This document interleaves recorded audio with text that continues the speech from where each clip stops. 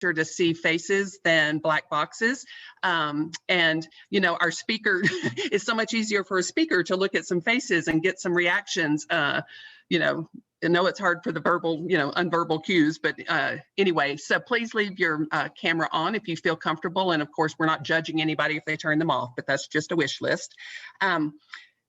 We will be sending out a survey after this, so please, if you would, give us the feedback in that brief survey so that we can learn from this as well. We would appreciate that as quickly as possible. We have 5 of these. This is number 2 in our series, and so we want to keep up with these and get that input and be able to adjust on the fly if we need to for anything. So we would appreciate that feedback. So it looks like we're getting everybody here. So Tawnia, do you want to go ahead and start slide sharing?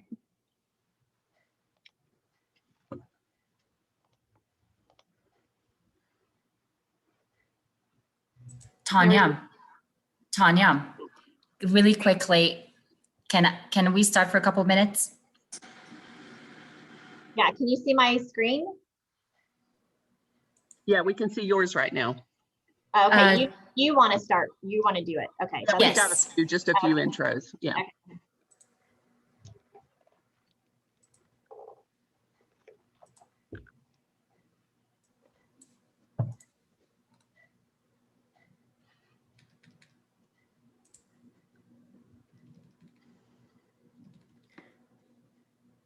Okay, so welcome everyone to Project ACT, Achieving Capacity Together, our 5-part nonprofit strategy series.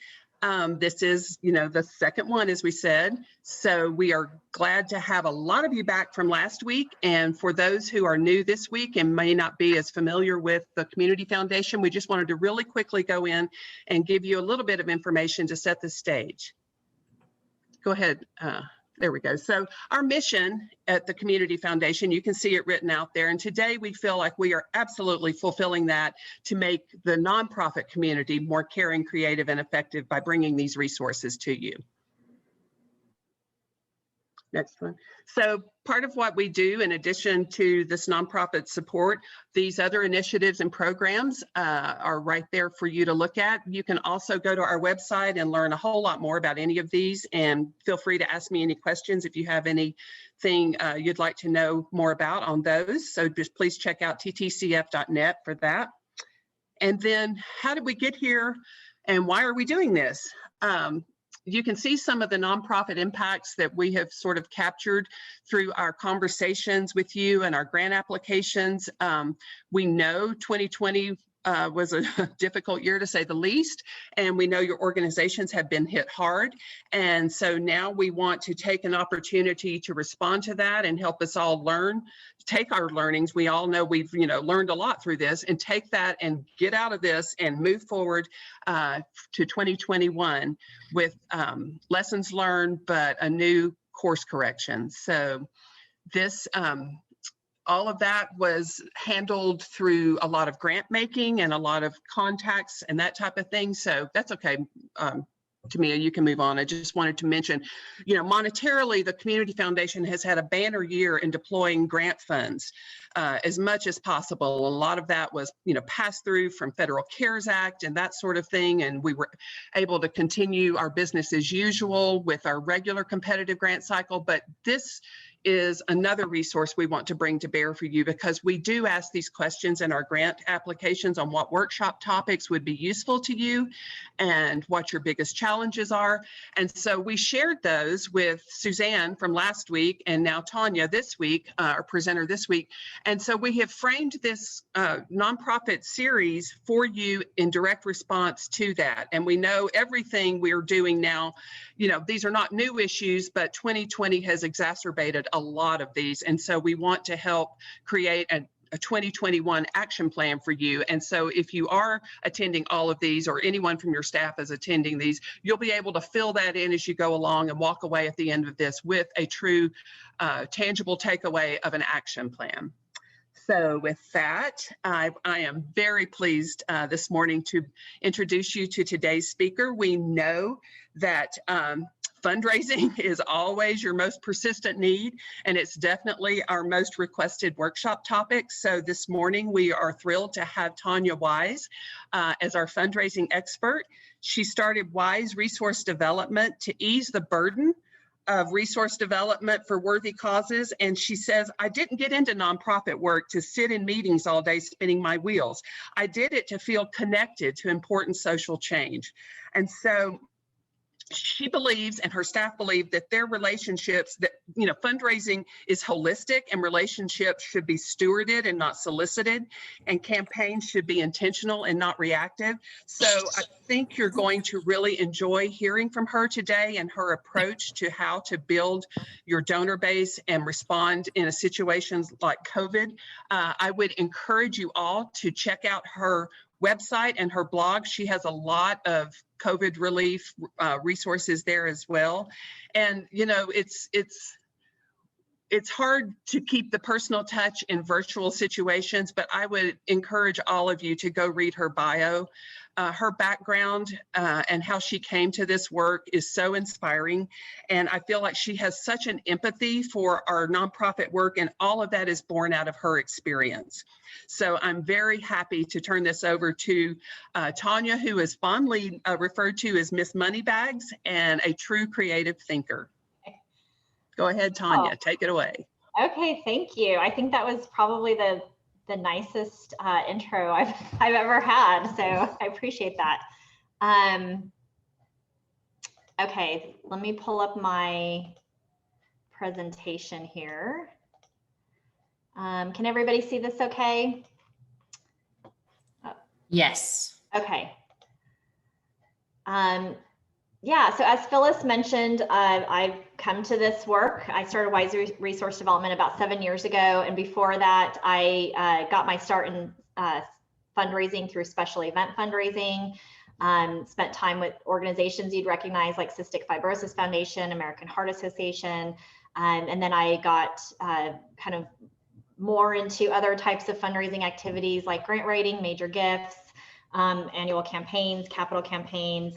And just really enjoy bringing all of that experience to working with our clients in a true partnership for helping them be successful. So that's the perspective that I bring to this workshop, and I'm just really excited to be here with you today. I want to just start by saying, would love to know what your greatest fundraising challenge is. So if you would be willing to just pop that into the comments section. I want to just kind of get a little bit of a feel for what you would consider your top challenge with fundraising. I want to just really quick go through our workshop objectives. My goal is that at the end of this, everybody will feel really comfortable with understanding core fundraising best practices, basic donor motivations. We're going to talk through that. Know how to evaluate your organizational readiness, assets, and resources, which will feed into just really understanding your readiness around core fundraising strategies. Learn tips and best practices for those strategies, and including how to build out a development plan and then just how to adapt for COVID. What I'd like to do now is, if you have had an opportunity before to use, up at the top of your screen, you have an annotate button.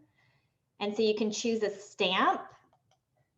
I don't know if you all have used this before, but you can just stamp on here. So I would love, this is a little bit of a poll, but a fun virtual poll.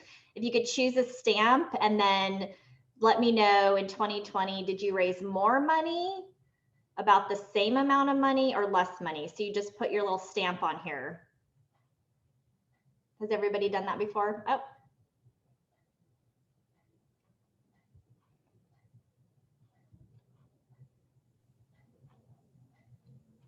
The annotate button, if you can see, it's at the very top of your screen up here.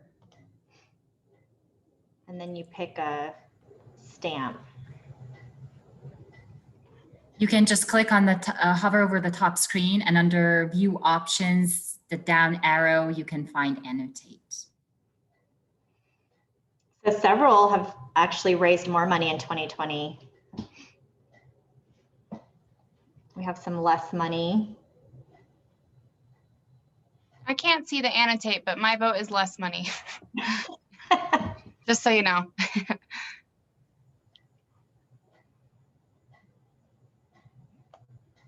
So you can also do little doodles. Okay, well, I just wanted to kind of give y'all a chance to shout out and let me know more money, less money. Let me see. Sorry, I think I drew on. Notes too, and comments. Board engagement, Zoom fatigue. Okay, I'm just checking out some of your comments. Okay.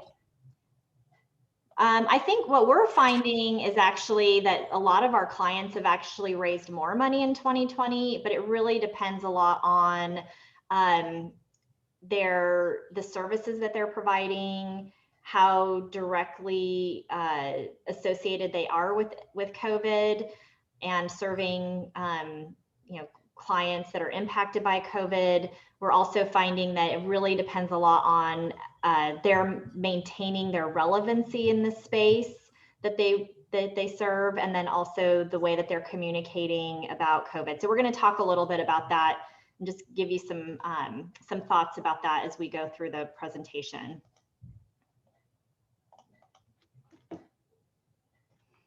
Oh, how do I get, now I need to get rid of the, okay, oops. Okay, so let's talk through a fundraising assessment. So one of the things that we do with a lot of our clients is we walk them through an assessment. We're really trying to take a deep dive into their fundraising operations at their organization. And that really helps us understand what are the assets that they have to leverage, and then what are the kind of those potential blind spots or weaknesses that we're going to have to help them navigate through when we help them build out a development plan. So step one for us, whenever we're helping a nonprofit build a development plan, is we want to start with an assessment. So I'm going to walk through some of those questions and what we look at in an assessment, so that you can look at your situation and determine your organizational readiness for some of these different fundraising strategies. And then we'll talk about how you use that information to build a development plan. So the first thing that we look at is, are you a good investment for a donor? So one of the things donors want to see is, do you have strong cash reserves? So we look at and recommend 6 to 18 months of cash reserves on hand. What we have found is that if you have too little, a funder may think that you're not a worthwhile investment, that you're a risky investment. If you have more than 18 months, we will sometimes get feedback that a funder thinks maybe you don't need the money, and they're going to be more likely to give the funding to an organization that has less cash on hand. They're also looking at your fundraising expenses. As you know, they're looking at making sure that between admin and fundraising expenses, that those combined stay at 25% or less of your overall expenditures. I know with new accounting practices that skewed these numbers some, and so there's conversation around, what really is considered good, practices around these fundraising expenses. But the goal is to really maintain this ratio and to be as intentional as possible about return on this investment. They're also looking at board involvement. So, they want to know, is your board giving to your organization? How involved are they in your programs and fundraising activities? So a lot of funders, especially in grant writing, will start to ask questions about, do you have 100% board involvement or board giving? And, one of the things that is important around that is, your board of directors is your highest level of leadership for your organization. So if they are not involved, if they're not giving, then it's really hard for you to ask for others to give to your organization if your senior leadership is not doing that themselves. They also are looking at stability of funding. So how diverse are your revenue streams? Are you overly reliant on one specific funder or one type of revenue? That can be a red flag to a funder as well. Let's see, do you have accountability mechanisms in place? So these are some of the sample accountability mechanisms that we would talk about or we would want to look at. Formal development plan, staff and volunteer performance management. So we look at how do you hold your staff accountable? So is there a formal performance management system in place? Because fundraising staff really should be held accountable to those goals, and they should be very specifically outlined at the beginning of the year. Dynamic donor database.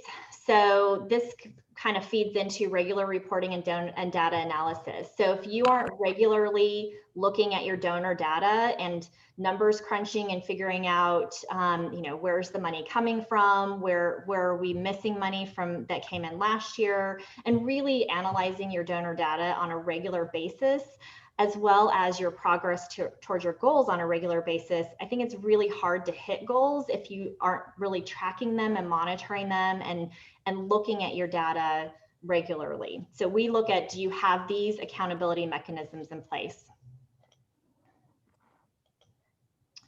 We also look at, are you maximizing your capacity? So are you utilizing and thinking of volunteers as fundraisers and then volunteers as donors? And so, one of the things that we look at in this assessment is if all the fundraising is happening by the staff, and specifically maybe the development director, then you're missing out on a whole lot of capacity and potential, because if you're limiting yourself to one person's connections and one person's time capacity and their limitations, then you're missing out on the capacity and the connections that volunteers, board members, other staff members can have. So really thinking through, are you maximizing your volunteers to help with fundraising efforts? The other thing that we run into frequently when we're doing a fundraising assessment is the idea that it's not okay to ask volunteers to make a financial contribution because they're already giving so much of their time. And we really work to dispel that belief, because your volunteers will often be your strongest financial supporters. They're the most engaged and involved in your mission work. So one of the reasons why volunteers, the biggest reason why volunteers don't donate is because you haven't asked them. So giving them the opportunity to donate, I think, is very important in helping them further connect to your mission. And then also remembering that, I'm also a big proponent of job descriptions for volunteers and making it really clear what you're expecting from them. If they're serving in a special event fundraising capacity, you really want to make it clear what you're expecting from them, and to know that it's okay for you to have high expectations from your volunteers, because volunteers will give a lot to organizations, and your organization, your mission deserves the best and deserves the maximum of what volunteers are willing to give. So just always remembering that. So we look very closely at that. Are you maintaining relevancy? And so this is so important during COVID. We did have a couple of our clients that shut their doors during COVID, and they were really the clients that refused to try to pivot their programs, that almost kind of had a deer in headlights, I don't know what to do, we can't do anything kind of mentality when COVID hit. And, in that case, they really just ended up becoming not relevant anymore. So, maintaining relevancy is really about, are you tracking and reporting results? So can you state clearly to funders what your results are and the impact and change that you're making within your mission space? Are you communicating regularly with transparency? So just being real with people and communicating regularly is going to be really important. So we look at that when we're assessing fundraising operations. We look at, are you creatively navigating challenges to serve your constituents? So this is really important. Like I said, especially in COVID, are you being creative in how you can continue to serve and work your mission space? Also, what's really important right now to funders, diversity and inclusivity practices. So if this isn't something that you're being really intentional about right now, you really need to start being intentional right away. Funders are asking these questions. We actually got with all of our clients this year and helped them develop diversity inclusivity statements that we use in all of our grant proposals for them. So we built that into us as a standard part of our grant proposals. But part of that is not just having the statement, but working the plan and having a plan around this. So we look at that as well. And then also, are you maximizing your strengths and assets? So, one of the things that we like to do through an assessment is really doing a strengths and assets review. So asking yourselves, what do we do really well? Are we strong with marketing? Are we strong in social media? Do we have a strong volunteer force? Are we utilizing them to the best of their abilities and their, of what we can work with them? What are your connections? Do you have some really strong funder connections that you can reach out to and say, can you introduce us to somebody else? Or who else should we be talking to? Are you leveraging your connections to the maximum ability? Also, with any kind of relationships you have, do you have relationships with other key stakeholders in the community that you can leverage to develop additional partnerships or other resources? And then skill sets. So what skill sets do you have on your team, either in staff or volunteers, that you can leverage and maximize? So we really try to look at what are your strengths and assets, because we want to build a plan around that. And then focusing on the greatest return. So, having a development plan that really maximizes return and your assets is a development plan that will actually more likely be accomplished and not sit in a drawer somewhere. Does anybody have thoughts about or questions about the fundraising assessments before we move forward on how to kind of use that information to build a development plan?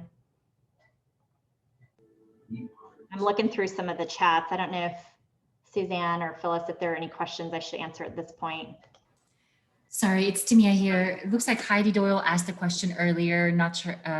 Should reserves be spelled out on the financials as a line item? Well, I think that's a good question. I don't really see that. What I think funders are, what they'll ask for is your balance sheet and then your budget, and then they use those to calculate how much reserves you have on hand. So I don't know that you really need to necessarily keep that as a line item unless it's something that you want to make sure that you're keeping track of and reporting to your board. And that's a good question. Okay, so successful development plans. Be realistic. I think one of the biggest mistakes that we see in development plans is that you think that you have to check all the boxes. I'm supposed to have a corporate strategy. I'm supposed to have grant writing. I'm supposed to have social media campaign. I'm supposed to have all these things. And if you don't have the staff or the volunteer capacity to manage all of those activities, then you've just created an unrealistic and in many ways pointless development plan. So what you really want to do, and that's why the assessment piece is so important, you want to think about what can you really do well, and are you maximizing that strategy to 110%. So if you're not, focus there first, and then what are the other areas that you need to be putting some time and investment in to build up? Like I said, leverage strengths and assets, track progress. I think that is key. One of the things that I really encourage and I like to do with development plans is create smaller milestone goals so that you can, instead of having your long-term goal of, I need to raise $100,000 by the end of the year, what do you need to raise within the next 3 months? What do you need to raise within the next 6 months, so that if you're not hitting those smaller milestone goals, that you can see that coming ahead of time, as opposed to just thinking I'm on track to my goal, I'm on track to my goal, and then you get close to the end of your fiscal year and you weren't on track to your goal and you don't end up hitting it. So if you're not hitting your milestone goals, you can pivot quickly and start to adjust your strategies or create gap strategies to hit that goal. So, it's all about prioritizing your time, prioritizing your capacity for the greatest return on that time and capacity. I think, especially when you're in a situation where you just really need money coming in, it's easy to chase every single opportunity that's available to you. But you really need to think about what's the greatest return on your time. Is it that virtual event? Is it that marketing strategy that are real, those opportunities that are real popular where, restaurant will donate 5% back for every person that orders from them. Is that where you want to spend your time and capacity and creating marketing strategies to drive business to, a business and get $1,000 out of that? So just really thinking about what's the best use of your time.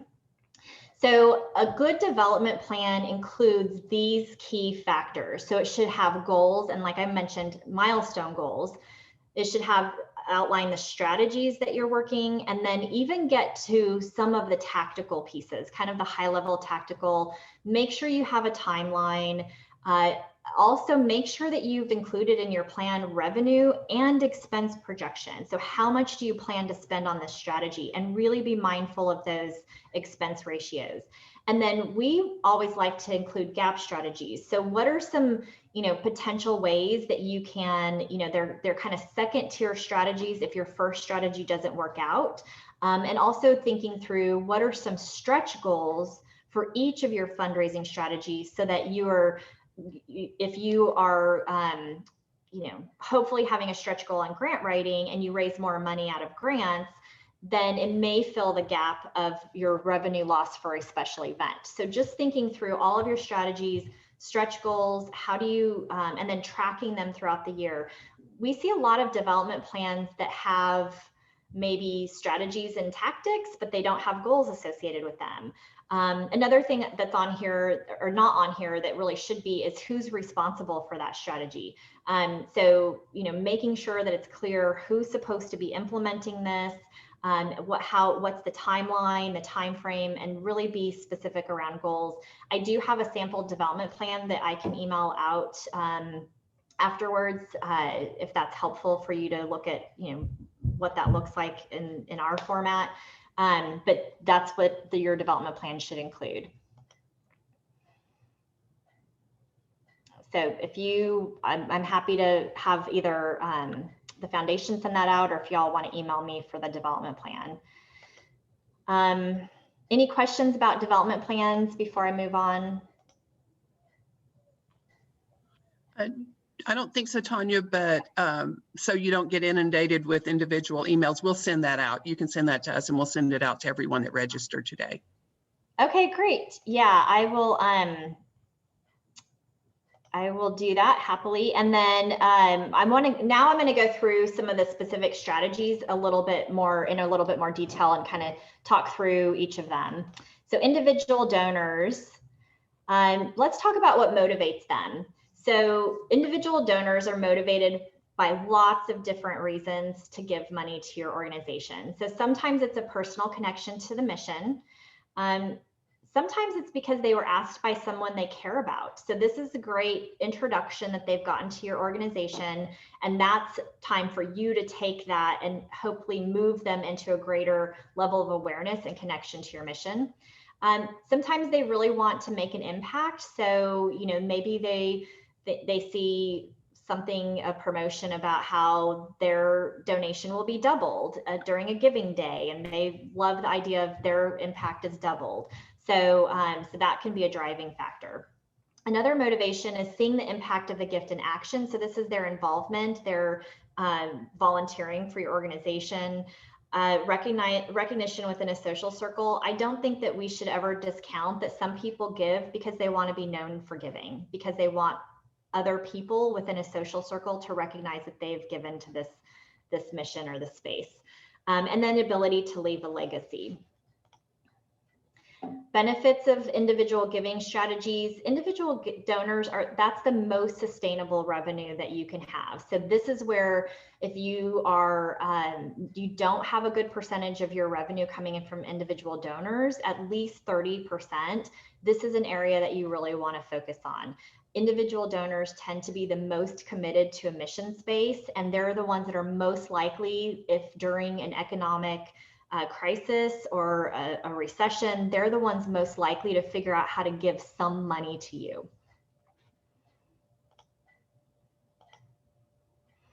So let's talk about, are you ready for individual giving strategies? So in order to be ready, you really need to have a dynamic donor database to really be tracking your donors. You want to track information about them. You want to be able to run reports, and that's why I say dynamic. So if you don't have a system where you can run different types of reports to analyze your donor data, that's something that you really need to help you build out a strong plan around donor or individual donors. Staff and volunteer comfort with fundraising. As I mentioned before, if you're relying on just one fundraiser for your organization, you've limited yourself to that person's capacity and their connections. So the more people you get involved in fundraising efforts, the more connections, more capacity you have to raise more funds. Also keep in mind trained and engaged staff and volunteers. So it's really important to make sure that if your board is active in fundraising, that they're well trained, you've given them the tools to be successful with that, and that they have the training around that. Online giving tools. So this is obviously really important in this day and age, that you have some really strong giving tools, so that you have a donate button on your website, that's easy to navigate, that you have kind of a nice digital front door, that people come to your organization and have a good experience, especially around any kind of donating and ability to get involved. And we do have on our blog some communication. Oops, I'm sorry, didn't mean to go past that. COVID-19 donor communication templates. So I encourage you to go check those out.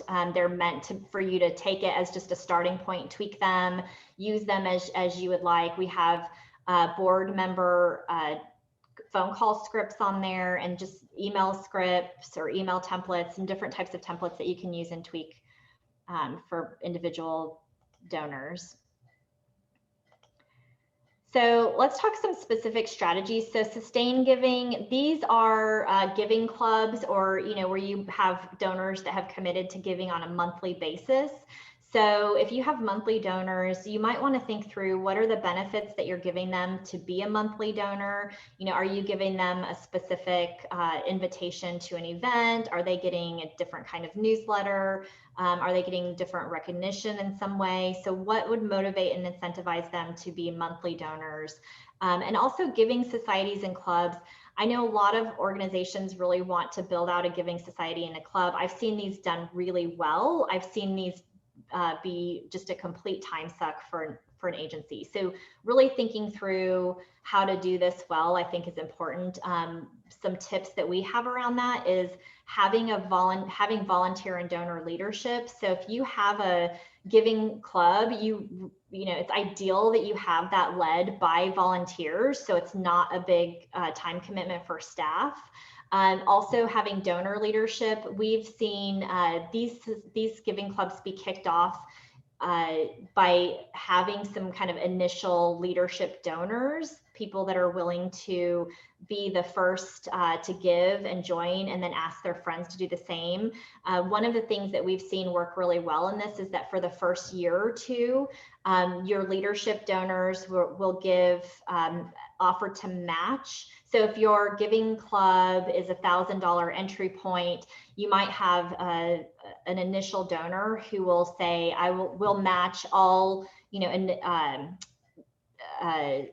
club members that join at the 1,000 member level, but will, if they pay $500, we'll match the $500. So just giving people kind of that match incentive to join your giving circle, so they can kind of have that experience, see what it's like to be involved, but thinking through, how do you kind of get that kicked off? And I think having donors and volunteers lead that effort is really important. And then again, thinking through the benefits. What do they get for being part of this society? Is it special recognition? Is it connections, social circle? What is it that you're giving them?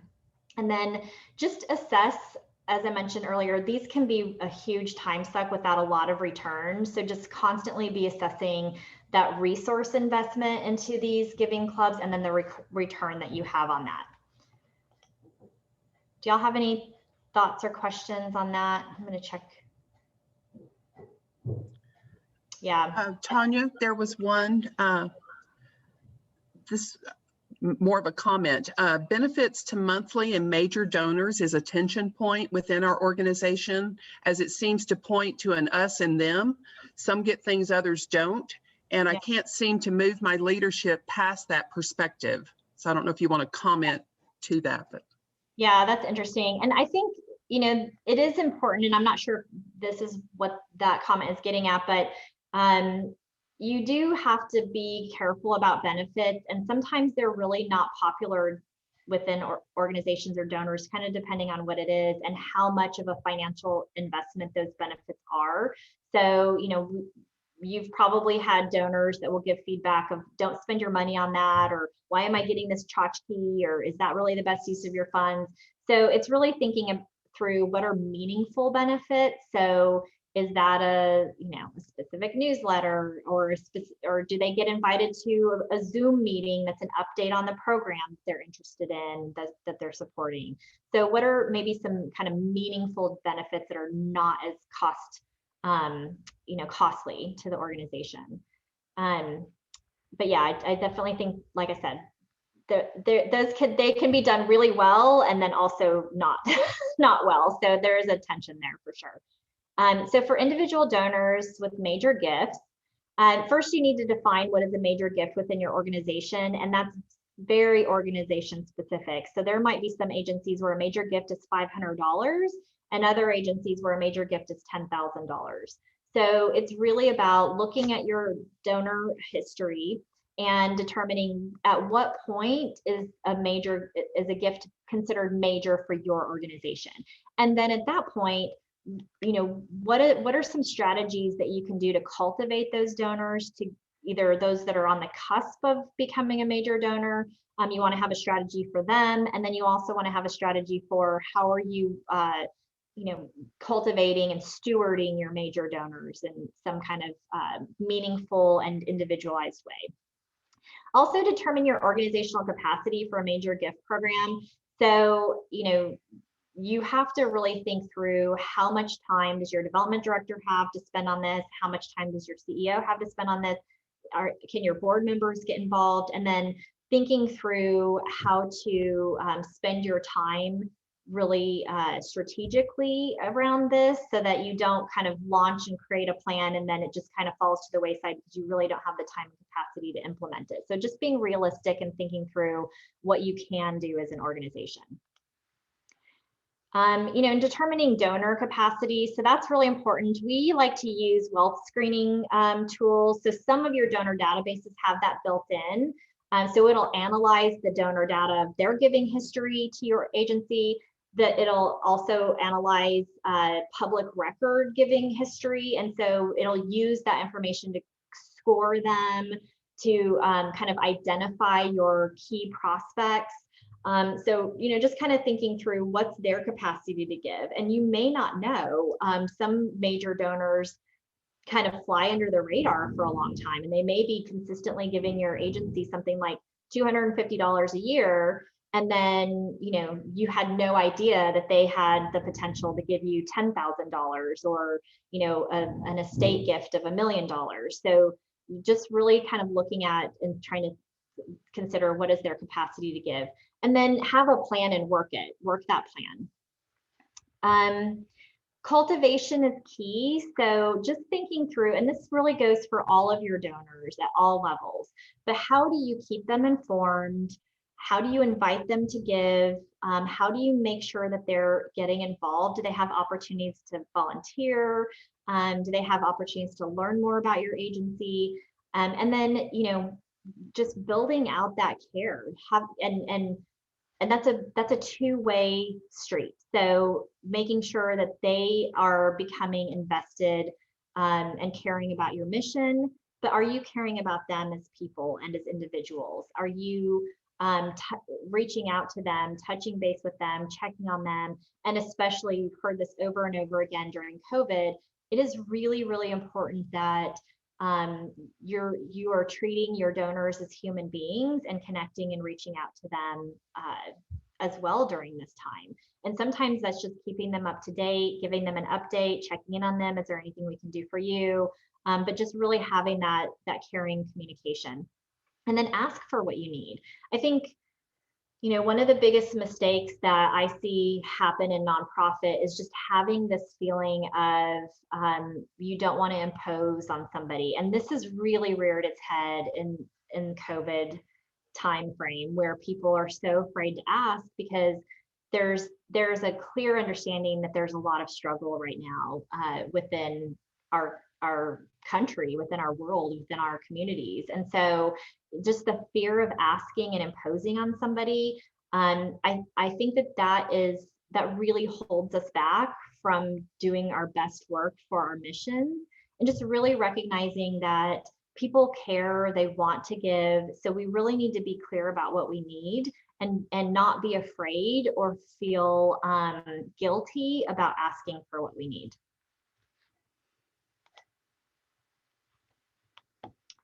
So for an annual campaign, we like to do these a little different. So I think sometimes when people think of annual campaign, what they think about is an annual appeal. So they think about that appeal piece that's sent out at the end of the year.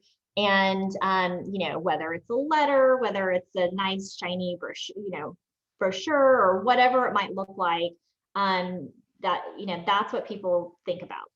We look at annual campaigns as something that happens every year that's a really intentional, high touch donor ask and donor appeal. So we like to run these almost like a capital campaign. So if you think about a capital campaign, how it has different phases, and there are kind of some key points to and elements to implementing a capital campaign, we build the annual campaigns in a very similar way. So we set a goal. So we will say we need to raise $100,000 through this campaign. We make it time bound. And so I like 3 months is usually a good time frame. It can be at the end of the year. I think that's the typical time frame for an annual campaign. So for us in Dallas, our North Texas Giving Day is in September. So we often will see an annual campaign kind of straddle that North Texas Giving Day and then end at the end of the year. So it'll include that appeal piece. So it includes several different touch points and ask points, but it's 3 months of a ask strategy. And the reason why time bound is really important is because it creates a sense of urgency around that goal. If you're building out an annual campaign that covers 12 months, there's no sense of urgency around hitting that goal. Did somebody have a question? I thought I heard somebody unmute. Okay. Actually, I have a question with end of the year camp. We have the ability to participate in a lot of things at the end of the year. Can you combine them up? For example, Take Care Tahoe, Giving Tuesday. We're also with the Placer County Community Foundation. There's a lot of end of year campaigns. What's your thought about having that be substance of a larger strategy? Yeah. So excellent question. So I think one of the great things about creating an annual campaign is that it has tactics and strategies that support it. And you're looking at your overall goal, you're looking at your donor base, and you're creating basically a 3-month strategy around how you're going to leverage all these different ask opportunities, like you just mentioned. But how are you going to do those in a concerted, strategic way, as opposed to, okay, I got to get prepared for this one ask opportunity. Okay, that's over. Now I need to work on this. Okay, now that's over. Now I need to work on this. Now that's over. Instead of doing that, it's ahead of time creating what is our overall strategy, like what's our goal, and then how are we going to leverage all of these opportunities to meet that goal. So that's why I really, like I said, I'm very committed to the time bound. I think it creates a sense of urgency. I'm also really committed to having a committee around this. So having volunteer leadership, having somebody chair your annual campaign, and the reason why that's really important is because this is how you create high touch. So instead of having just your staff capacity trying to reach out to donors, you have a committee of volunteers and donors that are also helping support this activity and the strategy as peers.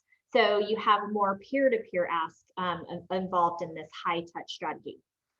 The other thing that's, nice about this is you want your annual campaign to not just encourage current donors to give, you want new donors as well. So that's why you want a committee of people that are going to help you engage new potential donors. So committee led, we like to start with kind of the silent phase, which is when you recruit your committee, you get their leadership gifts ahead of time. This is when you want to secure that matching gift that you can leverage through some of your giving strategies during this campaign. So you want to kind of have a lot of your giving already given up front through your committee and your leadership donors. And so when you launch publicly, you can say, we're trying to raise $100,000 for X, which, whatever you're raising funds for. If it's just general operating, you still want to kind of have a theme so people can be excited about it. But we want to raise $100,000 by end of year. We already have $50,000 raised. We're going into, giving Tahoe, and we have a matching donor that's going to match up to $25,000 or whatever. So you kind of have the initial giving. And the reason why that really works and why that is helpful is because there's a psychology around donating. People want to jump aboard, a winning ship, or they want to jump aboard a winning team. They don't want to jump aboard a sinking ship. So it's not about it's creating a sense of urgency, but really around a sense of, we're in this together, we're going to win, and you're part of that winning team. The other thing that we do is we segment donors. So we build a major gift strategy into our annual campaign. So we analyze our donor data, we create usually 4 different segments. So these are potential major donors. These are kind of second tier major donors. These are, we feel like we can maybe get them into the major donor area, and then, the rest of your donors may just get appeal pieces. But at the highest level, they're getting a conversation with a board member. They're being invited to volunteer your program. It's a very high touch, highly engaged conversation at that highest level. And that's where it's really, like I said, great to involve board members in this, because they're inviting, they're reaching out. I want to know why you give. I want to meet you. Why don't you come and volunteer with me? I want to take you along on a tour. So really kind of engaging on that level. The other thing that's great about committee is what we like to do when we train the committee. So we'll give them all the talking points they need, the scripts, the tools, like if there's any brochures, handouts, whatever they might need to be successful in helping you ask for money. We also like to ask them, we have our list of donors that we would like for them to talk to, but we like to say something like, take 3, bring 3. So you're going to engage with 3 of our current donors, but we want you to introduce us to 3 new donors as well.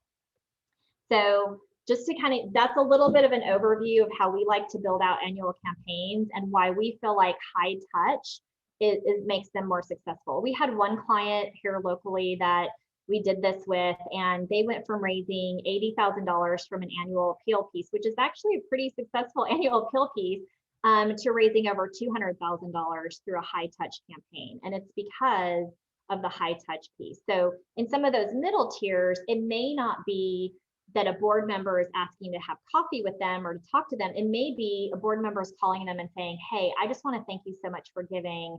Can you tell me a little bit more about why you give? So maybe that tier is a phone call, but they're still getting some kind of personalized high touch. Are there thoughts or questions about that? Tawnia, sorry, Tawnia, real quickly before we move on too far, I did have a question about major gifts. Just, is there a percentage cutoff? Is it the top 10% or the top 30%? Is there a mathematical formula we should apply? Yeah, that's a good question. I almost feel like there's a little bit of an art and science to this. I don't know about a mathematical best practice. What I do is I put all the donor data together, and then I kind of look where's the natural split, and then also thinking through the capacity. So, if I only have 5 people working with me on this, that's going to dictate how many where the cutoff is for the highest touch and the highest level of cultivation, how many people we can do that with. So that's really, I kind of look at the situation, you can tell it when we do this, it's so customized and unique to the agency and really based on your assets that you have to leverage. So how many volunteers do you have to work with you on this? And then kind of where's the natural cutoff for the cultivation? Oh, and then like we mentioned, multiple ask opportunities. So it is really leveraging all those ask opportunities that you have. I'm going to just quickly go through planned giving. So we don't have a ton of time to talk about this.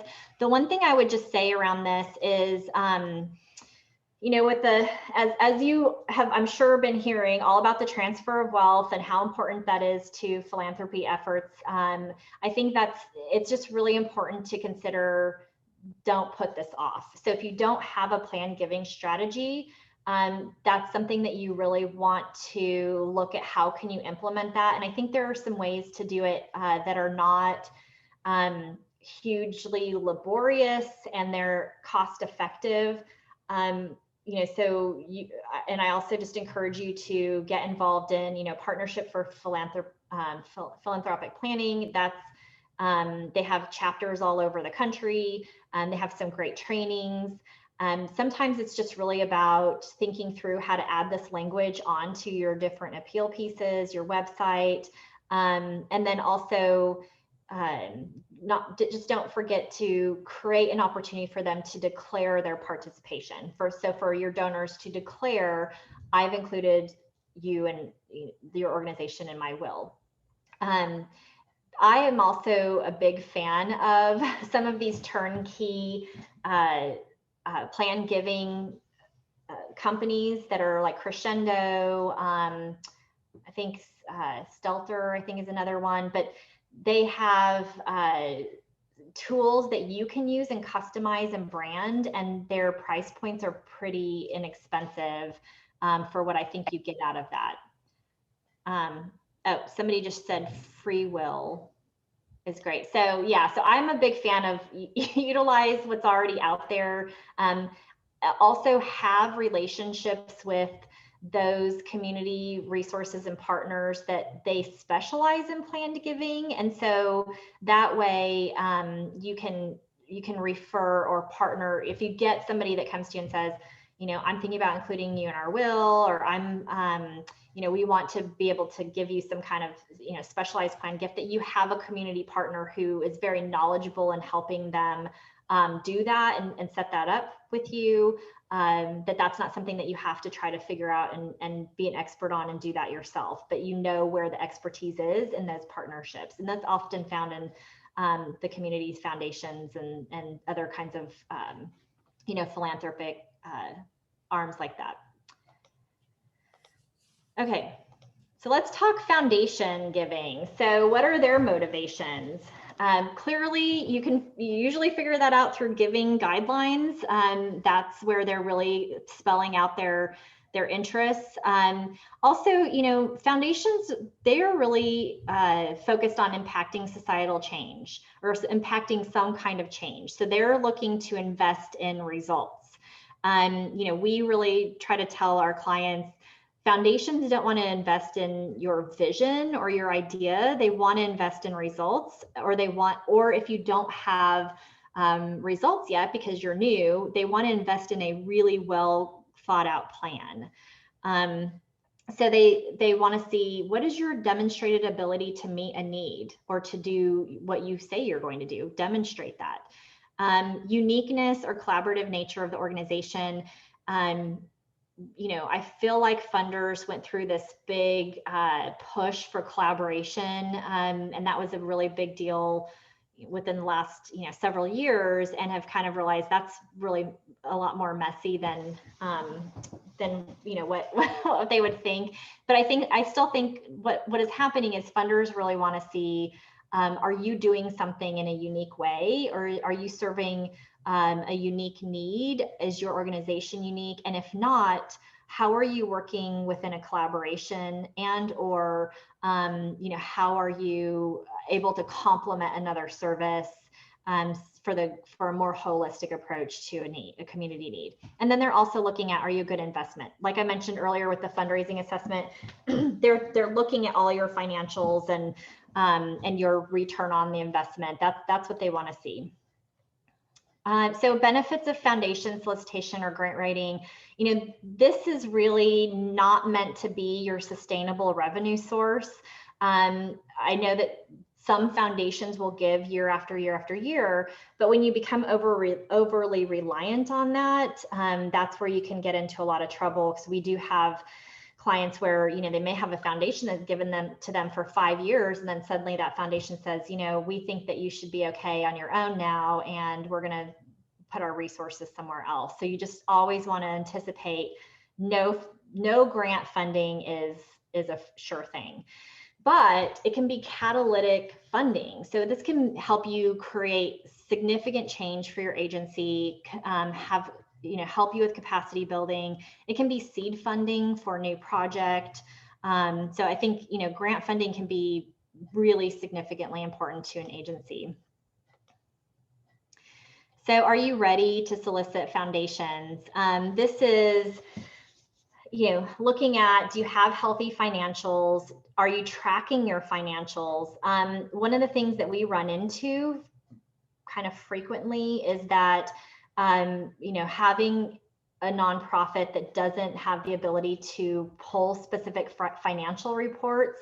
So if you haven't been doing grant writing, I think it's really important to reach out to a grant writer or another agency and find out what's expected for you to be able to report out on with financials. So if you're not able to pull a balance sheet easily and readily, if you're not able to do a P&L statement, if you're not able to track budget actuals, these are the different types of financial reports that you really need to be able to have. You also need to be able to run a list of your donors, a list top givers to your agency. So that's all really important. Also, can you articulate impact? So are you able to talk about your impact? How are you tracking outcomes? How are you reporting out on them? How are you making sure that you're clear about the change that you're making with your mission? And then, are you active in the sector? This is really, I think, more important than people realize. If you come out of nowhere and you're not really a well-known agency and you start asking for money, you're not likely to be that successful. And, we run into this pretty frequently where, we have to set the expectations and the stage for organizations that come to us and they're kind of new out of the gate with grant writing, to be really clear that sometimes that first ask really is an introduction to your organization, and it might start a conversation, but it may not lead to funding. So really I'll use a kind of a real world example that happened to me at my last in-house position. We were, implementing a program that was a working family success model. And if any of you work in the poverty alleviation or working poor space, you may be familiar with this model. And 10 years ago, we were one of the few agencies in Texas implementing this model, the working family success model, and having a lot of success with it. It's a really strong model. We were implementing it in Houston with a really hard to support population of people reentering society from incarceration, and having really great results with helping people get living wage jobs, helping them get out of poverty. And so we applied to United Way and Communities Foundation here in Dallas, because we wanted to bring this model to the Dallas area. We shared how successful we were with it in Houston. We have expertise in this. We want to bring it to Dallas. We ironically did not get the funding from United Way to implement this.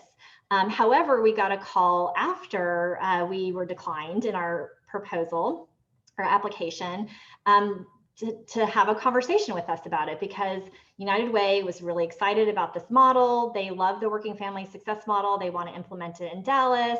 They're working with the Communities Foundation to do that. And so they were starting to invest in organizations that were doing some of the work, some that were that could easily transition to this model, the Working Family Success Model. So agencies here that were not already doing the work, but they could transition to it, they were investing in those agencies first instead of our agency, which we had already been doing this model very successfully in another city.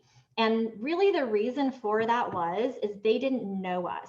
We hadn't proven ourselves. We hadn't created any kind of, we weren't networking within the Dallas community. We were new on the stage. So while we had successes in other cities, here we weren't known. And so we didn't end up starting to get funding for that model in Dallas until, round 3 and 4, and other agencies were getting it before us. And so what I learned from that was I need to be at every single event that somebody from United Way in this working poor area was talking at. I needed to be everywhere they were. I needed to be networking. I needed to be on the, talking to the panels, being seen and being everywhere, and really positioning our agency as an expert in this space, because we weren't known as an expert in this space, even though we were. So a lot of it is about, are you active in this sector? Are you positioning yourselves? Are you being clear that you are an expert? I can't say enough about how important that is. And then, do you have a grant writer? So yes, there are, people can do this in a volunteer space. People can, lots of people can write grants. There is, I think, a difference between, are you just getting it done, or are you writing a really compelling and concise ask for a grant application? So do you have somebody that can help you do that? And then other considerations, we always suggest that you ask for the least restrictive ask. This is a kind of a mistake that I feel like a lot of nonprofits make, is that they feel like they have to ask for something really specific. And, so maybe breaking down a child development program to asking for curriculum, or asking for, school supplies, or whatever that might be, when you can just ask to support that child development program. And so what is the least restrictive ask that you can ask for, where you can talk about the needs that you have within that program? So you can say, we need new supplies, we need a new curriculum, but you're not specifically tying that ask to one thing. And where that can get you into trouble, especially if you have capital needs, is that it can take a grant funder 3, 6, sometimes 12 months to make a decision. And so if you are asking for something that you need right away, and you've tied that ask up into that, then you create some time crunch issues for yourself. So you may have to get that air conditioner replaced, before the 6 months of that decision, or you may have another funder that pays for that.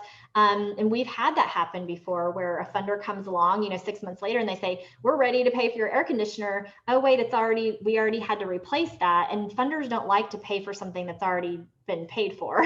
And so in that case, with one of our clients, we had to pull that ask. And so, they were like, just pull it, ask us for something else later. So we had to start the process all over again. So I use that as an example of just think least restrictive. If you can ask for general operating, ask for general operating. And then when you also are thinking about what the amount that you're going to ask for, think about, we look at a couple of different things when we think about ask amount. Usually grant funders don't want to fund any more than 25% of whatever your budget is. So if it's your project budget, or if it's your organizational budget, just think 25% is kind of the typical, max sweet spot. And then also think about your budget, but look at their 990 and look at their giving history. So you also don't want to ask for something that's kind of outside of the realm of their giving history. And that's really important because, like I said, funders want to make sure that they're not the only one that you're overly reliant on them. So that's where the 25% is important. Are there thoughts or questions about foundations before I move on, or grant writing? Okay, so I want to talk about needs-based selling. If y'all have heard of this, let me just tell you that I think anybody can be a fundraiser. So I really come to fundraising from that perspective. And when I first started out, when I was in my early 20s, I worked for the Cystic Fibrosis Foundation, and we did a lot of special event fundraising. And I felt awkward as a new fundraiser. I didn't feel like I was the slick pitch kind of person. That I didn't feel like I was a good salesperson. I had that mentality of, well, I don't want to impose on people. And so for me, fundraising felt really awkward until I started working at the American Heart Association, and they do a lot of training around needs-based selling. And when I got trained in this type of fundraising, it really clicked for me. So I really like to share this with people and really try to help people think about fundraising in a different way than you have to be a slick salesperson. Though there are fundraisers that they are charismatic and they're slick and they've got their pitch down, and you hear them talk and they're just so compelling and charismatic that you just automatically think, oh yeah, okay, I'll sign that check. What else do you need from me? You know, and those people are great and they exist. But I think for the everyman, for those of us that don't have that, like, you know, incredible amount of charisma and charm, you know, we have our fundraising tactics too. And that is, I think, where I found that I'm most comfortable. And that's really thinking about fundraising as having a conversation, being a good listener, and helping people connect and meet their needs. So when I realized that, okay, so when I was trained at American Heart Association, they said, don't bring to your first meeting with a potential donor, don't bring handouts, don't bring your sponsorship proposal. You don't bring all of that. What you do is you bring a pad of paper and you ask a bunch of questions. And so it's really a conversation around, I want to get to know you. Tell me about your marketing strategy. Tell me about what's your ideal, you know, what's your target audience. What are some relationships that you have with nonprofits that you really like, and what works really well with those relationships? What do you not like? What are some ways that you want to get your employees involved? You know, this is obviously a corporate conversation I'm having, but it's really about get to know as much about your potential donor as possible and really listen and really care. And then once you understand their motivations and interests, then you can respond to them with, I think I can meet your needs. I think I have a solution for you, or let me talk to you about this. But it's really, it's genuine, it's authentic. I feel like, to me, that is when fundraising made sense to me, when I felt like it's really about connecting with people, having genuine conversations. Then that was something that I felt like I can enjoy and feel really good about it. And so it's really about every single type of donor, and every donor has a need. So how can you help meet those needs? And that's why we went through all of the, you know, these different types of funders to talk about what their needs are, because if you don't know their needs and you don't know their motivations, it's going to be really hard for you to meet them. Any thoughts or questions about needs-based selling?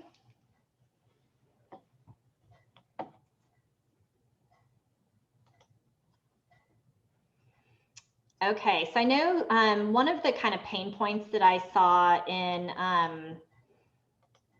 the notes from, you know, oops, sorry, that you know, some of the pain points that y'all have had is, how do you meet new donors? So I think these are just some tips that I have around that. That I think, you know, anytime you're really trying to meet new donors, I wouldn't rely heavily on marketing efforts, you know, just kind of, do you have strong social media? Do you have, strong marketing presence. I think that's one element, but I think you really need to be intentional and strategic about building relationships and getting introductions. So, it's really about leveraging your board members, having them, having conversations with them about who they know, working through an exercise with them about who they know, who they might be connected with. I think that what we run into pretty frequently is that it's really easy to assume that your board members know that they're supposed to bring connections to your agency. But unless you very intentionally help them do that, they're probably not likely to, unless they're just super go-getters and that passionate. You really kind of have to lead them through that process. And, an example I'll give around that is, I just think sometimes board members don't really think through their connections, or they don't even really think through the resources that they have to bring to the table. And a good example of that is actually matching gifts from their company. I've had board members where I looked into their corporate giving and realized, hey, your company would match all of your donations to us. Did you know that? And, they didn't even research that, know that, submit the paperwork, whatever that was. So even at that level, your board members aren't always thinking about the resources that they have and the connections they have to bring to you. So it's really about helping them think through that. We use sometimes kind of worksheets that we'll walk through with a board member that will say, who's your dentist? Who's the, look in your phone, who are the last 5 people that you texted? Just kind of thinking through and helping them conceptualize, who do I know that I could get involved with this organization? We like to make sure as well, because the other thing that we get from board members is this, I don't have enough training, I don't have the tools, kind of these excuses about why they're not bringing connections to your organization. So what we like to do is just check all those boxes and make sure they don't have any excuse. So we train them, we give them the tools they need, we kind of check all the boxes, give them the, slide deck if they want a slide deck, whatever that might be. I will say that, in my opinion, you don't need any of those things to ask for money, but some people will hesitate or not feel comfortable. So you want to be able to kind of check those excuses. And then that's when you will really find out whether or not they're going to do it. So that's when kind of rubber meets the road. Are they going to actually help you make connections? And it really has to do with, making sure those excuses are mitigated, and then you get to see what they're really going to do for you. So the thing that I like to do with board members is train them on needs-based selling. So that's why, again, it's really a paradigm shift around what fundraising looks like and their role in that. I also like to really share a personal story within fundraising trainings, and I do this with staff and also volunteer trainings, but sharing this idea and kind of trying to dispel the idea that if you ask for money, you're imposing upon somebody. So I get that pushback pretty frequently with board members, and my response to that is just a story that I have from when I was really early in my fundraising career at the Cystic Fibrosis Foundation. We had a golf tournament that was at a very exclusive club in Oklahoma City, and it wasn't a golf club that you could walk onto, and they only really hosted maybe 2 nonprofit fundraising golf tournaments a year. The green fees at the time were $500, which in Oklahoma City, 15, 20 years ago, that was a really high entry fee. And so I had a lot of friends. I played golf. I had friends that played golf. And so I kind of had friends in that community. I didn't ask any of my friends if they wanted to participate in this golf tournament. So it was my very first golf tournament that I did as a fundraiser.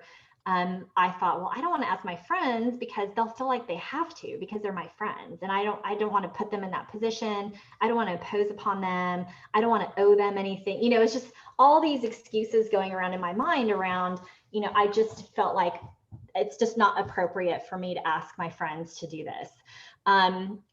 So have the golf tournament, it's successful. It makes, you know, it gets a write-up in the newspaper.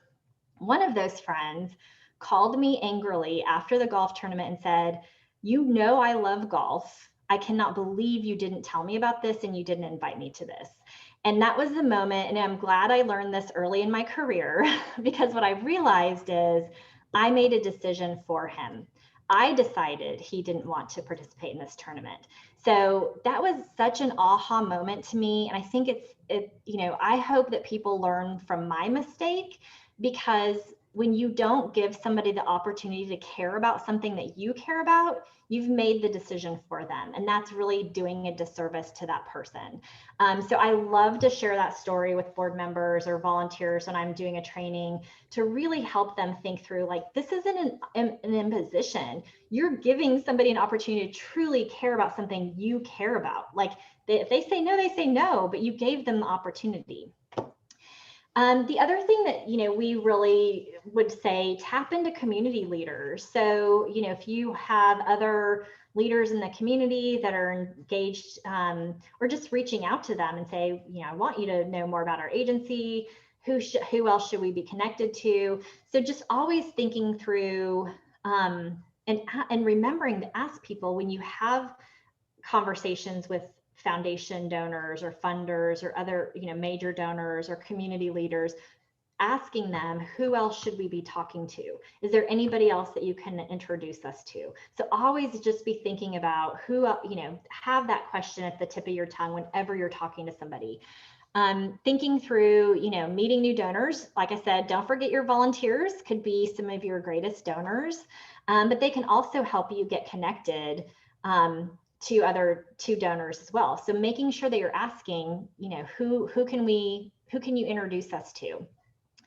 And then existing donors, as I mentioned, you know, I really do think, especially during COVID, people want to make sure that your mission and agency is viable. So if they can't give to you as much as they normally would, I do think that it's really appropriate and okay to ask them, who else can you introduce us to? Can you bring new people to our, you know, organization? Also, I have cold calling on here because I will tell you, it works. It's not fun, but you know, there's a reason why some of the big agencies do this. You know, I did a ton of cold calling at Cystic Fibrosis Foundation. I did a lot of it at American Heart Association. And it's just, you know, there are people within companies, foundations, that it's their job to meet with you and have conversations with you. So, you know, just calling them, getting FaceTime with them, and then, like I said, asking them a lot of questions. And I think do I have any questions in chat? Yeah, Tawnia, this is Suzanne. We have a question related to struggling to find new board members. Any good ideas of how to talk donors into becoming on the board, or how to get other board members to talk about their friends joining the board? Yeah, good question. So a couple of thoughts that I have on that is that, yes, I think your first kind of stop would be looking at your current volunteers. Do you have any volunteers that are involved at the program level or at the fundraising level that are just really passionate that you think could serve at the board level? And then also existing donors that are really engaged.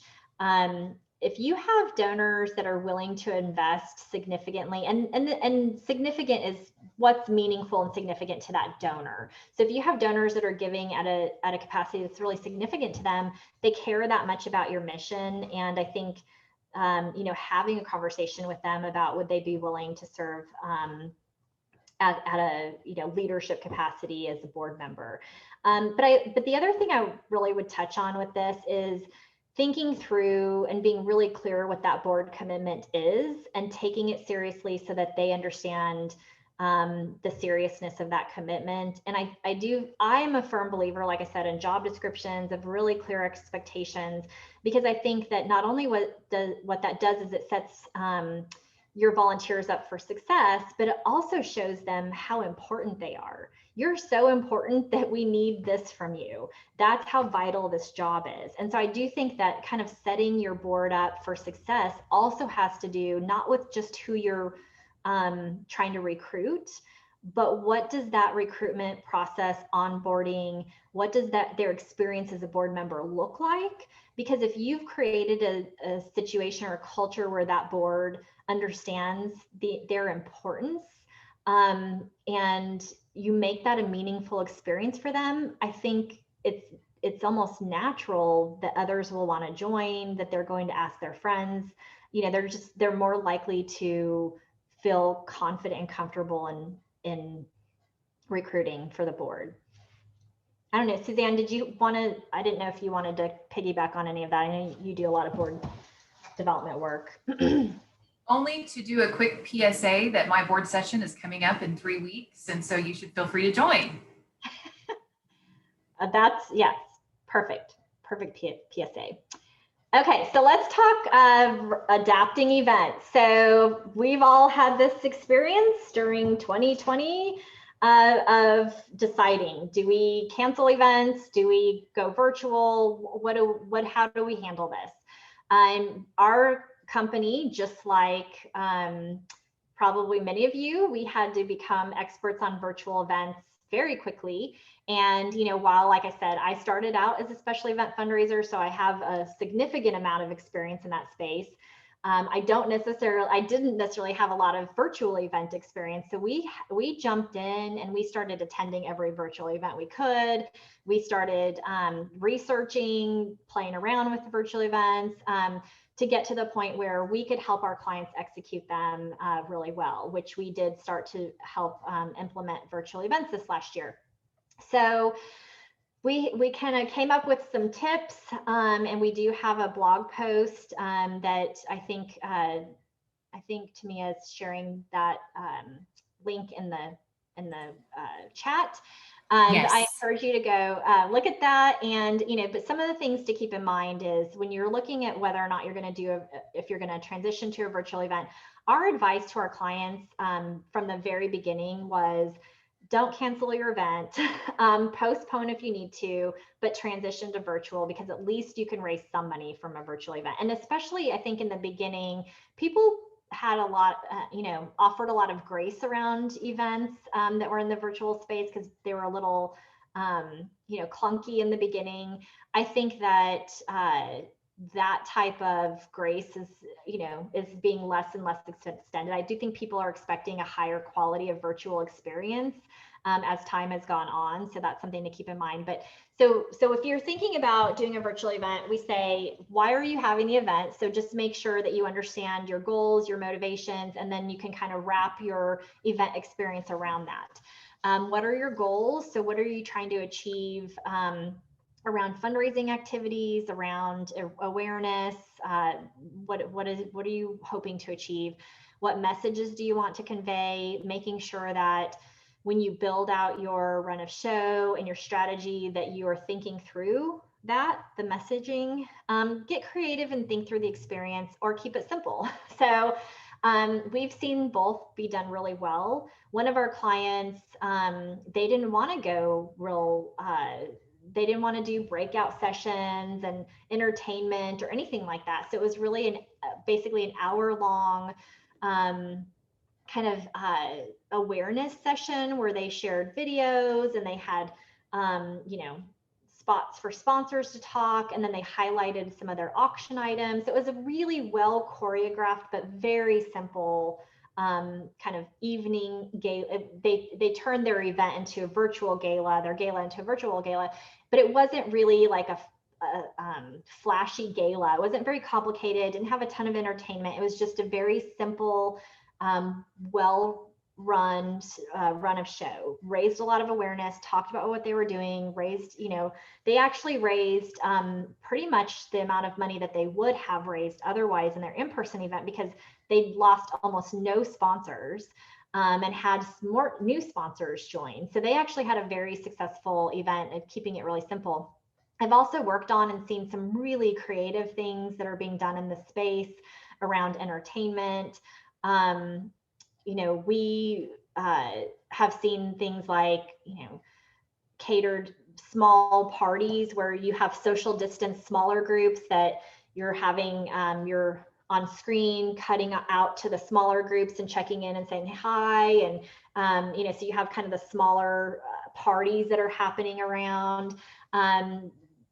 Partnerships with restaurants so people can kind of pick up their fajita dinner before they sit down and watch your gala online, or for the larger sponsors that's being, you know, catered or delivered to them. So we've seen some really kind of creative, fun ways to do virtual events.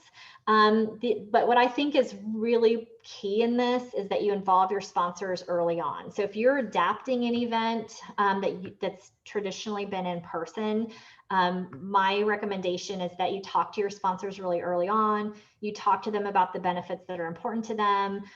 You engage them, ask them if they can help you, you know, in a planning committee, or, you know, they're just as I think your sponsors are just as invested in your success as, you know, because their brand is attached to the event and the success. So just getting their involvement and feedback early on. Utilizing volunteers. So I think we often hear that you need so many less volunteers for a virtual event. I'm not sure I agree with that. I actually think that it's really about thinking creatively about how to utilize volunteers. So, you know, you still want a volunteer committee. You still need them to help raise awareness. You still need them to help drive, you know, attendance to your event. So I think having the committee piece is really important, but also think about, concierge or hosts. So we have volunteers that, you know, we encourage for you to assign a volunteer to your highest level sponsors, and they touch base as their concierge. And is there anything that you need? I just want to check in on you. Or also just having volunteers that are in charge of keeping the chat active if you want a lot of engagement that way. If you have items that need to be delivered, whether it's food, sponsor, you know, boxes, or gifts, you know, anything like that needs, you know, you have donor or volunteers that need to help with delivery. And then, like I said, just spreading the word about the event. So just thinking through how to really engage volunteers with your event, even in a virtual space. And then I can't say this enough, and we do have some, I think, good tips on our blog post, but really prepare and produce. I mean, practice, practice, practice. We script everything. We do a really tight run of show. Think about, we recommend that you have at least some live component. We've seen some big train wrecks of events that were almost virtually completely pre-recorded. And then when there were technology issues, there was no live person telling people what they were doing around the technology issues, or hang in there, or go to this new link, or what, you know, to kind of help guests navigate through that. So you really do need like a live component, a live host, but pre-record as much as makes sense so that the content is clean. And then rehearse. So we do a complete run of show, you know, the day before, a complete rehearsal, and make sure everything is runs smoothly. So, you know, I think I'm a big fan of having a very tight run of show and everything scripted. I think it's even more important in a virtual setting than it is even in a live setting. And then also don't forget to, you know, what are some different ways that you can engage guests during your event? And then, you know, just being responsive to them, I think, is also really important. And then following up. This is another kind of just interesting thing that we've seen, because like I said, we've attended a ton of virtual events just to see, you know, things that are done well and things that are not done so well. And lack of follow-up tends to be really common, interestingly. But you know, think through that post-event experience that your guests will have. So how are you engaging or following up with them after the event? Do you have any questions about input on how long a virtual event should last? Okay, So yeah, a question about how long a virtual event should last. We really recommend 1 hour. I've seen some virtual events have the run of show for an hour, and then they have like post event, maybe music, like DJ music or something like that. That's, you know, entertainment after the event. But I think 1 hour is, you know, that's a pretty good amount of time to ask somebody to engage, especially depending on what time of day it is. And then the other thing to keep in mind is, you know, are you doing any kind of pre-event activity? So are you doing like a special sponsorship activity before the event where maybe you're having a mixologist, you know, walk through a drink, you know, mixing a drink, and you've had all the ingredients delivered to them in a sponsor, you know, package ahead of time. You know, are you doing something like that ahead of time? So if you are, I mean, that might be an extra 30 minutes ahead of your event or something like that. What I like to do with any kind of event, whether this is virtual or in person, is I do the same thing that I do with a fundraising assessment. Is I sit down and I think through, what are all my sellable assets? What are all the things that I have to sell associated with this event? And that could be access. It could be, and what I mean by that is, are there specific people that you can, that your sponsors or donors might want to be able to engage with? So are you selling access to somebody? Are you selling recognition? So what are different recognition opportunities? What are more tangible benefits, like at some certain level they're having food delivered to them? Are they being invited to a special activity? You know, so just think through, what are all of the assets that you have to sell, and then structuring your sponsorship benefits and levels around that.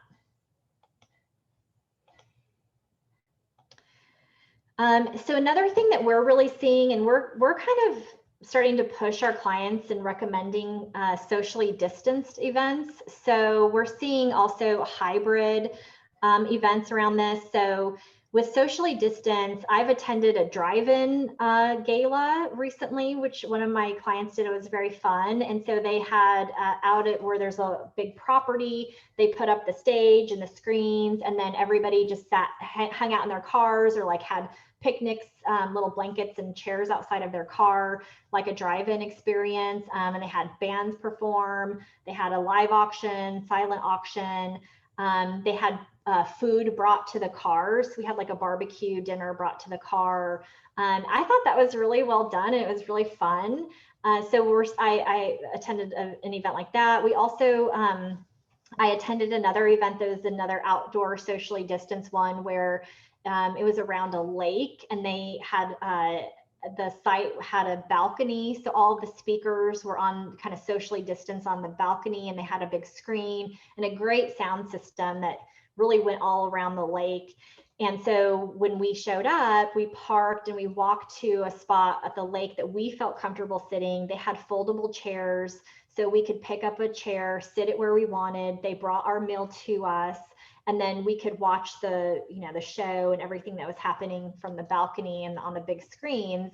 And it was all outdoors, and it was all really comfortable for everybody. And then we were able to take those chairs that we used home with us. So that was also kind of a nice, potentially sponsor branding opportunity. So those are just a couple of kind of fun social distance spaces or examples. Suzanne, did you have one you wanted to? Yeah, so someone asked the $1 million question. Look into your crystal ball and tell us what virtual events are going to continue post-COVID. Yeah, what we found, I think on some capacity, my guess is yes, because I do think that it gives opportunities for nonprofits to engage with an audience much broader than what you typically would be able to outside of your geographic area, outside, people that wouldn't necessarily be able to attend your event. So it gives you reach. And so I do think that there will continue to be a role for virtual events. But I do think that we are going to start moving back to in-person events, and even maybe short-term, more socially distanced events. I think people what we found, one of our clients was planning on doing a hybrid event, and I have that listed here, where they were going to do they were going to have options. You can either do, come out and do the socially distanced experience, or you could do a virtual experience. And once we got deeper into the planning, they ditched the virtual option altogether. And so what they decided is, if somebody doesn't want to come and do the social distance experience, then they're going to get basically a party box delivered to them, which is basically like they get to do their party whenever they want to, and they don't have to come.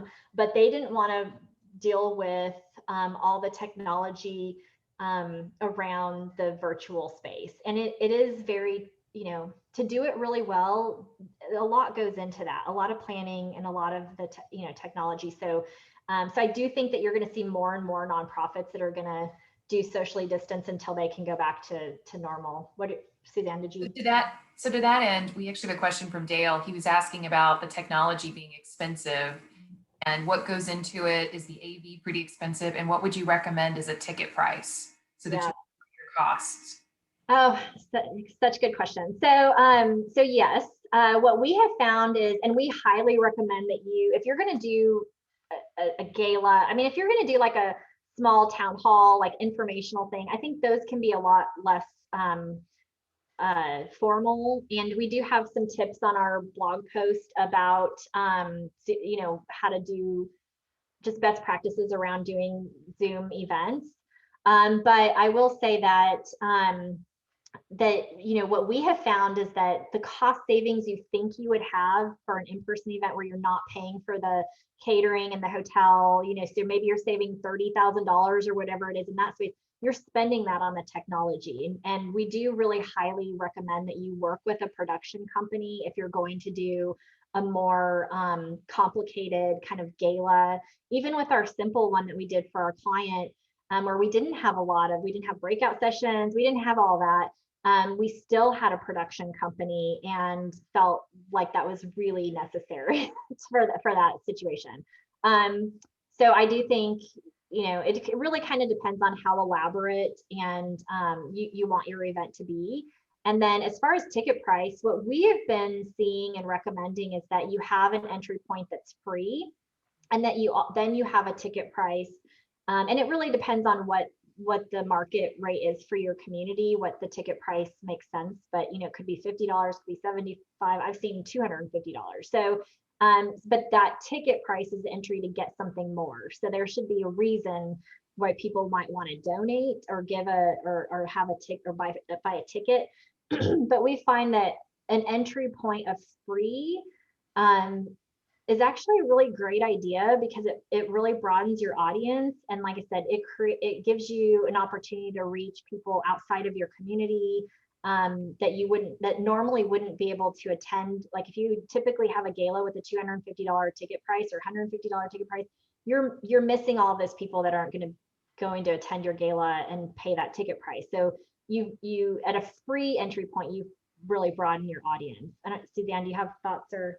Yeah, I do. And I've worked with a number of nonprofits in rural communities too, by the way, that work with their local community college and their local high school who have AV programs. Mm-hmm. So I just encourage you to use your resources because there's lots of people who are trying to learn radio, television, or video production. And so there are ways that you can do it more inexpensively. Yeah. And then, I would encourage you to take a look at that as well. Well, and I would just be really, like I said, rehearse, vet. Even with some of these production companies that are coming out and selling themselves as virtual production companies, doesn't mean that they do it well, doesn't mean they have the experience. So, I mean, we really, before we even signed with a company, we sat through some of their other events to make sure that we felt like they were really, doing a good job. Because I've seen some real train wrecks happen, from some local organizations that, I mean, they had a huge budget. You would have expected like a flawless event. And so just really thinking through and planning, I think, is the most important around that. Are there other questions or?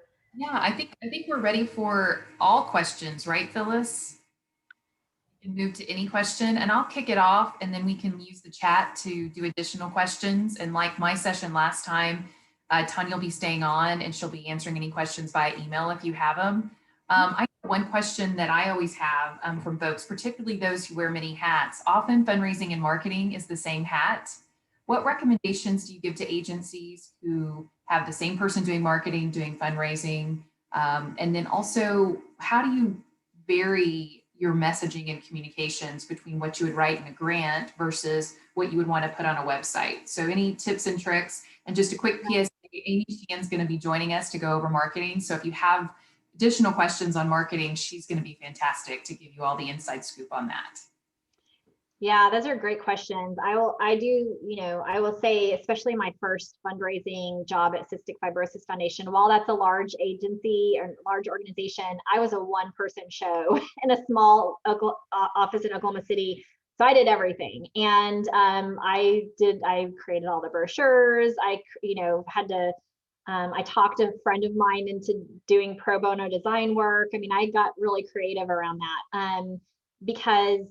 and I really do believe that marketing and fundraising go hand in hand. I think it's great when you can have a marketing professional support and marketing communications professional support those efforts. But I think fundraisers often are put in a position where you have to become an expert in marketing communications, where that may not be your skill set that you bring to the table. And so I think that, utilizing some different tools and trying to utilize pro bono services, volunteer services, I think is really important. But I do think that they for sure overlap. And of course, I'm going to be biased around this. So I'm just going to share from my perspective, being a one-person shop and having to carry both marketing or wear both marketing and fundraising hats, is I looked at every single activity as what's the return on investment. So I didn't do any marketing strategy unless there was some kind of financial return on that. I think small agencies are, in that position where you really have to think about monetizing every single marketing type of strategy or activity and having a fundraising goal associated with it.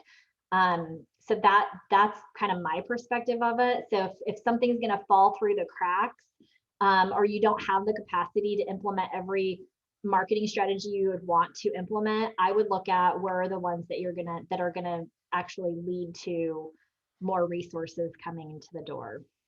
That's my personal take on that. And then you asked about different types of yeah, and if they're not wearing the same hats and it's two separate people doing marketing and doing fundraising, any tips and tricks there as far as making sure you still speak with one voice?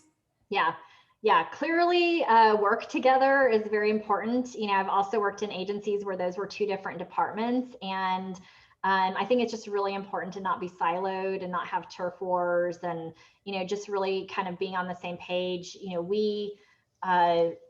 We look at, as far as like our company and how we approach fundraising, is that we love working with marketing communications specialists, and we just kind of like to kind of marry our strategies together. I think that if you have a marketing communication strategy and that's independent of your fundraising strategy, you're going to be in a lot of trouble. Plus, you're also not maximizing or leveraging your resources to the best of, and most efficient way possible. And so they definitely need to be planning out strategy, those strategies together to kind of marry that's one strategy, marketing communications fundraising strategy across the year of what that's going to look like throughout the year.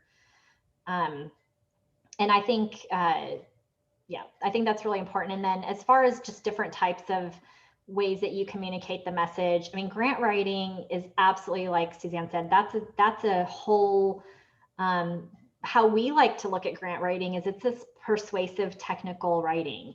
It's really meant to get your message across, your story across in a compelling fashion, but as concise and clear as possible for an audience that doesn't necessarily understand your mission and your space that you're in and the need.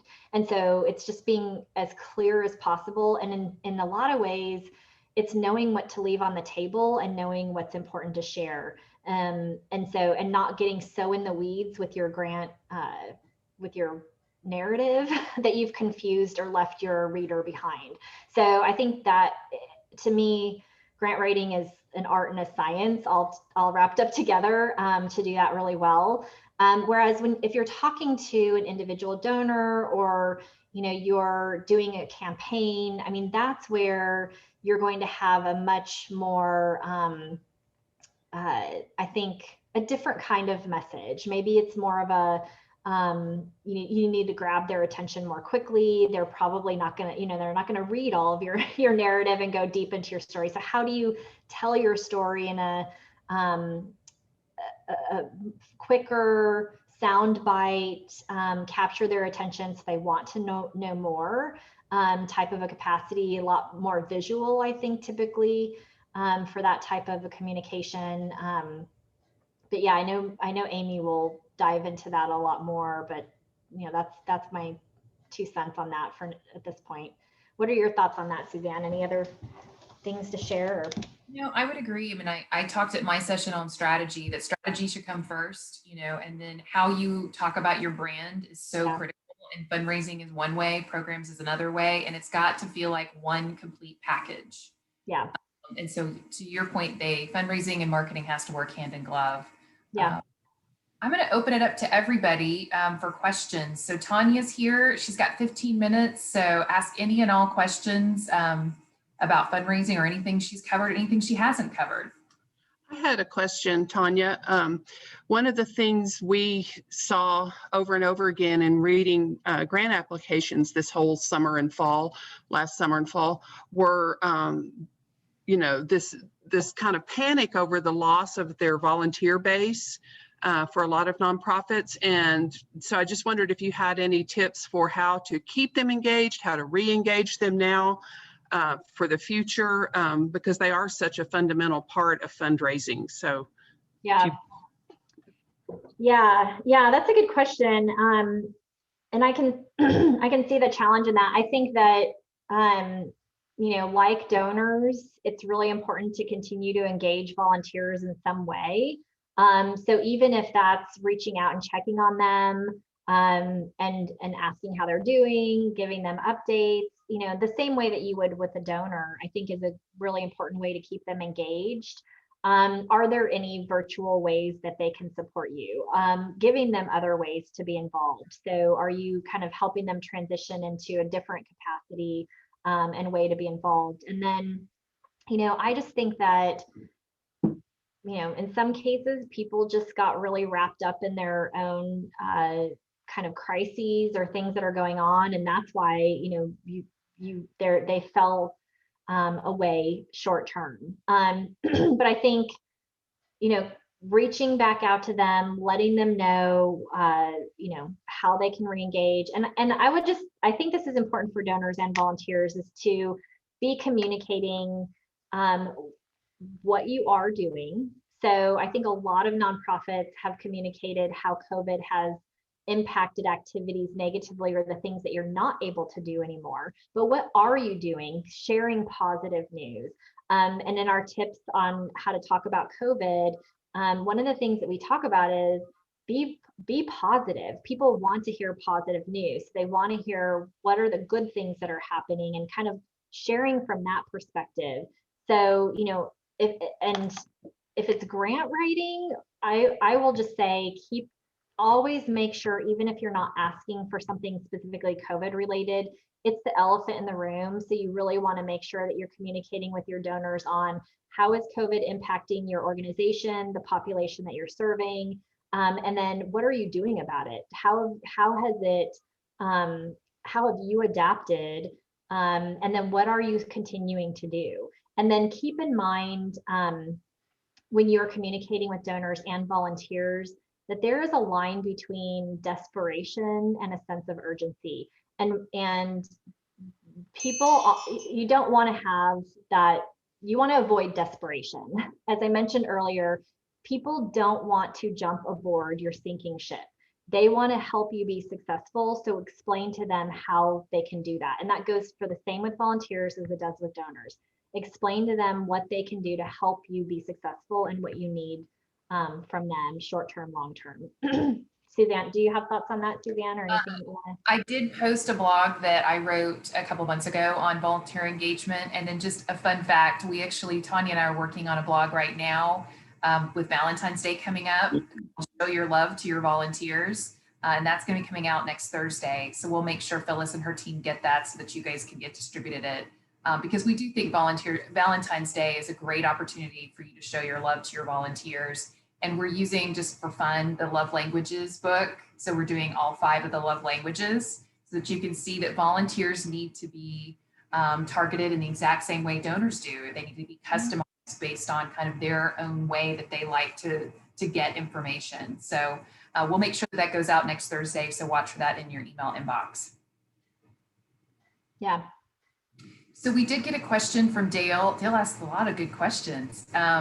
How in a virtual event, how do you know the diversity of your audience? A lot of their support is anonymous and on a one-time basis. And so they don't get really good demographic information. Any tips or tricks, Tawnia? Yeah. That's a good question. I just wonder if there's a registration component to the event, if there are a couple of questions that you can add to that registration component. Another thing that you might be able to do is just a polling. So that's a couple of options that I would say, but I think just thinking through what are your ask points, and then hopefully there is a registration component for your event because you want to be able to capture their information to be able to follow up with them, and then to also be able to get them, into your donor database for cultivation efforts. So if you don't have a registration component, I would add one, and then I would just ask some demographic questions in that. I did get a direct message about a specific question. Most grants seem to want capacity or program building, and they don't often want to support general organizational budget. For this organization, their mission is their program, and it's pretty well established through their volunteers. So their development is really just their ongoing program support. So how do they approach grantors with just this need to just keep going as is and not necessarily expand or, have a shiny new thing? Yeah, I think that I think, in my opinion, there's kind of a common misconception that foundation funders want, or grant funders want to fund, one specific thing. Those funders are out there. I don't, deny that, but I do think that there are a lot of funders who recognize the importance of broader support. And so we've had clients where basically their organization was their program. And so they were like, our organizational budget is our program budget. So what we really had to kind of work through with them is, let's help you make a program budget and an organizational budget. So there are expenses that you can pull out that are really organizational expenses. And you can create kind of a programmatic budget around some very specific program expenses. And I think the budgets and how you work them and how you present them to funders is just as important as the narrative that you share with them, because whatever budget you've presented is what they're expecting you're going to spend the money on. So really thinking through what should be included in that budget, I think is so important. And I do think that it is important to tease out a program budget, but I like to keep it as broad as possible. So as I mentioned, think about the least restrictive ask. And so, think about asking, as we want to support the child development program, not the, playground equipment, not, but you can talk about what your specific needs are. So these are some of our high priority needs. We'd like for you to support our child development program. So just kind of thinking through that, and maybe sometimes your funder will come back and say, oh, well, we just want this money to go towards the playground equipment. Okay, then you can have a conversation around that, but just really thinking through what's the least restrictive ask. So Tawnia, on that note in the chat, Heidi asked a great question of, when you meet with a new donor and you're just starting the conversation, do you actually introduce your giving chart and needs in the first or second meeting? That's a good question. I would probably not introduce it in the first meeting unless the opportunity presented itself.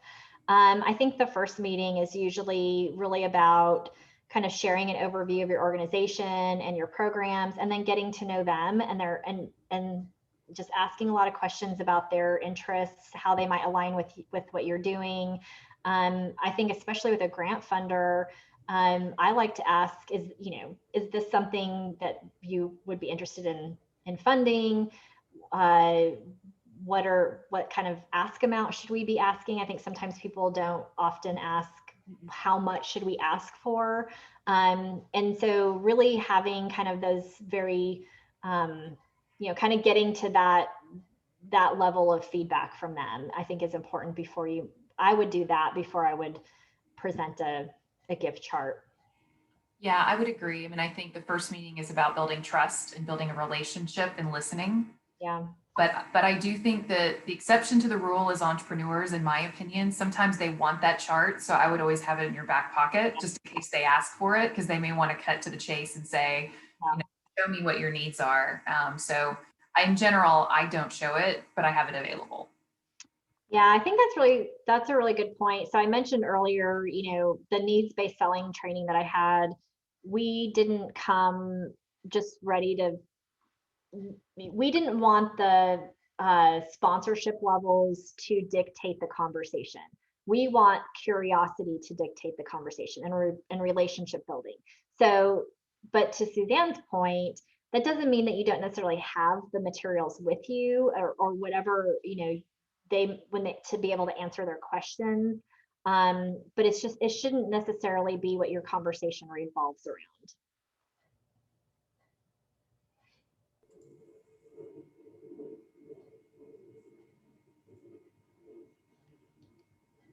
I think that's the last question from the chat. Phyllis, anything else on your end?